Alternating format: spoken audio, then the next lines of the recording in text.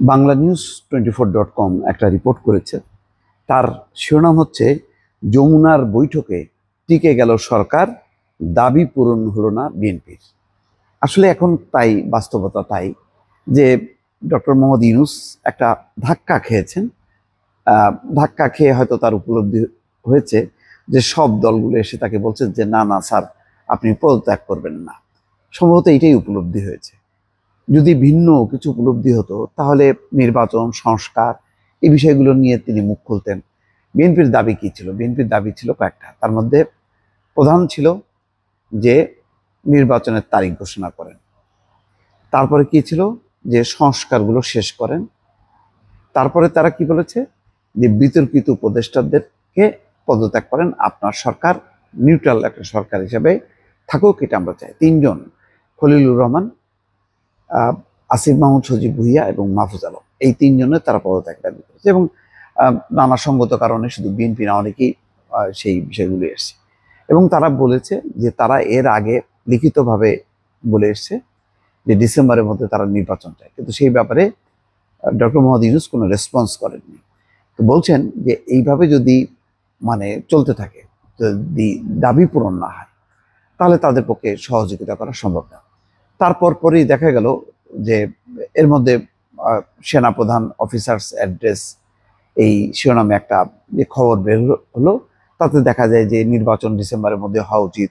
বন্দর নিয়ে কথা বলেছেন, তারপরে করিডোর নিয়ে কথা বলেছেন যে এইগুলো খুবই স্পর্শকাতর বিষয়, নির্বাচিত সরকারের উচিত এইগুলি বিষয়ে সিদ্ধান্ত নেওয়া। আর তাদের ব্যাপারে বলেছে যে তারা অভিভাবক শূন্য হয়ে আছে, একটা নির্বাচিত সরকারের অপেক্ষায় আছে, যে সেনাবাহিনী এখন যে মাঠে ডিউটি করছে তারা ফিরে আসবে। এবং গার্মেন্টস বন্ধ হওয়া, আইন শৃঙ্খলা পরিস্থিতি নিয়ে উদ্বেগ উৎকণ্ঠা প্রকাশ করেছেন। খুব হতাশা ছিল, কিছু প্রত্যাশা ছিল। সেই কথাগুলো বলার পর তারপরে বিএনপির এই সংবাদ সম্মেলনে যে অসহযোগিতার কথা বলার পর ডক্টর মোহাম্মদ ইউনূস বলেছেন যে তিনি পদত্যাগের কথা ভাবছেন। তিনি নিজের মুখে বলেছেন কিনা জানি না, নাহিদ ইসলাম বিষয়টি সামনে আনেন।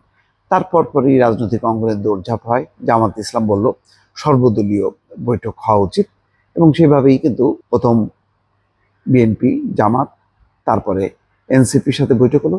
তারপরের দিন 10 জন 20 জন, মোট 21 জন নেতার সাথে বৈঠক হলো।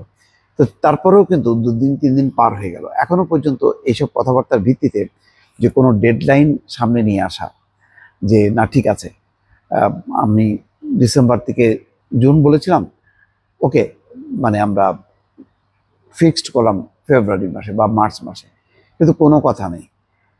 কবে হবে সংস্কারের শেষ, তারও ডেডলাইন নাই। এর মধ্যে জাপান সফরের প্রস্তুতি নিচ্ছেন তিনি, সম্ভবত আজকে বা কালকে জাপানের উদ্দেশ্যে রওনা দেবেন। এর মধ্যে কিন্তু নানা রকম গুঞ্জন, নানা রকম পরিস্থিতি, সচিবালয়ে অচল অবস্থা, প্রাথমিক শিক্ষকদের কর্মবিরতি, সব মিলে একটা ভোজঘট একটা অবস্থা তৈরি হয়ে আছে। এই অবস্থার পরেও যে বিএনপির মতন প্রধান রাজনৈতিক দল যারা বলল যে না, আমরা পদত্যাগ চাইনি, আমরা নির্বাচনের তারিখ চেয়েছি, আমরা দাবি করেছি কিন্তু পদত্যাগ দাবি করিনি, তো তারপরেও এত সাপোর্ট আসার পরেও কিন্তু বাস্তবতা হলো এই যে ডক্টর মোহাম্মদ ইউনূস কিন্তু তার অবস্থা নিয়ে আছেন।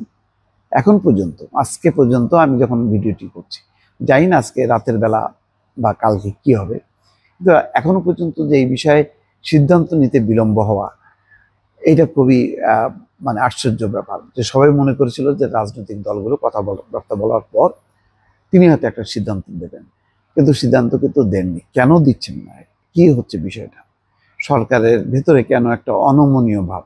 ইশরাক হোসেনের যেই সর্বোচ্চ আদালতের একদম চূড়ান্ত পর্যায়ে যাইতে হলো, বা সরকার যে গেল, কেন এটা নিয়ে এত তারা কঠিন অবস্থান নিল যে কোনোভাবে ইশরাককে শপথ নিতে দেবে না, সেটাও কিন্তু বোঝা যাচ্ছে না। ফলে বোঝা যাচ্ছে যে বিএনপির প্রতি যে একটা মনোভাব, সেই মনোভাবটা কিন্তু বেশ শক্ত এবং কঠিন। কোনোভাবেই আর বিএনপিকে ছাড় দিতে চায় না, এমন একটা মনোভাব নিয়ে এগোচ্ছে। এর ফলে রাজনৈতিকভাবে একটা যে দূরত্ব তৈরি হওয়া প্রধান রাজনৈতিক দল বিএনপির সঙ্গে, বিশেষ করে, সেটা কিন্তু মোটামুটি প্রকাশ্যে এসছে। দর্শক, ভালো থাকবেন। আল্লাহ হাফেজ।